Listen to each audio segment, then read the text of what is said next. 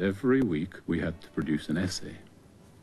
But for some reason or other, I began to develop resistance against these essays. And I remember this was the last essay I wrote, and I stayed up till about 2 or 3 in the morning, trying to push through this barrier to write my essay. And finally, I just had to give up and went to bed. And I immediately dreamed I was back at my table. And in my dream, as I sat at my table over my essay, the door opened, and round the side of the door came the head of a fox, the height of a man. And I watched him. He came down the stair, and he was a man. He was a small man, but he was a fox. So he was just a fox on his hind legs, walking like a man. And as he came across the room towards me, I saw that it was as if he'd come out of a furnace. His whole body was one burn. He put out his hand, and it was a human hand, but it was all burned. The hand was just as burned as the rest of his body, so it was blackened and cracked and bleeding. And he put his hand on the page and lifted it off, and there was the blood print of his hand on the page. And as he put it down, he said, "You have to stop this. You're destroying us." I imagine this midnight moment's forest. Something else is alive beside the clock's loneliness and this blank page where my fingers move. Through the window I see no star. Something more near, though deeper within darkness, is entering the loneliness. Cold, delicately as the dark snow, a fox's nose touches twig, leaf.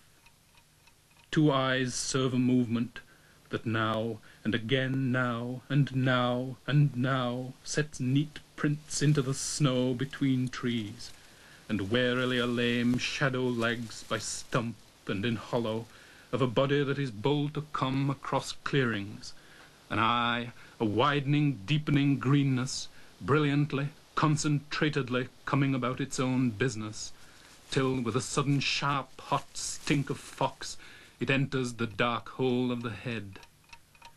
The window is starless still, the clock ticks, the page is printed.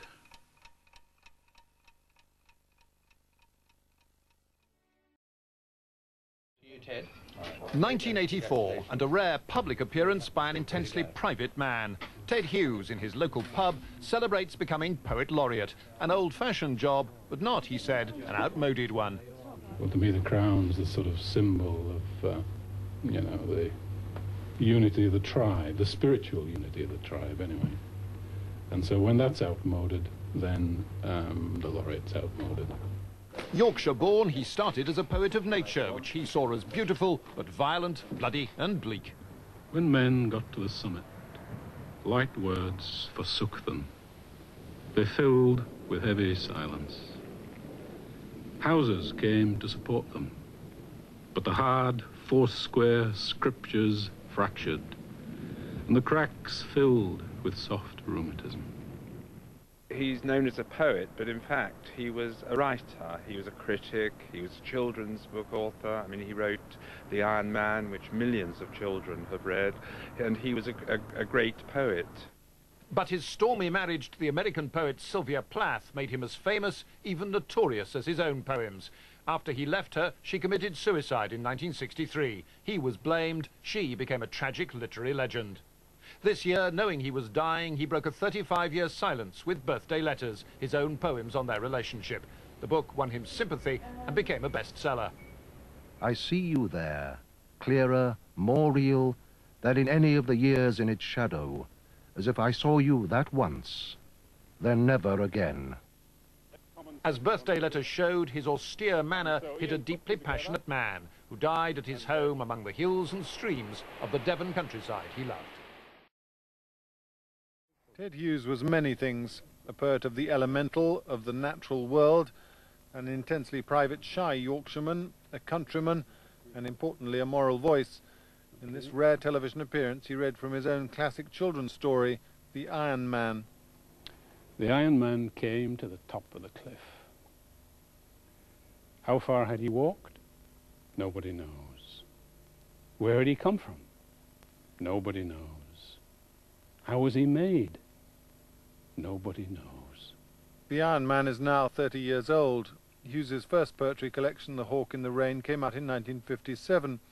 He would be prolific as a poet, children's writer, and translator of verse and drama. He could say things so accurately and truthfully and wittily that you just burst out laughing. Truth important? Yep. I think that's one of the great things that he gave the literature of our time, the need to tell the truth, however black and however grim and however unlovable it might be.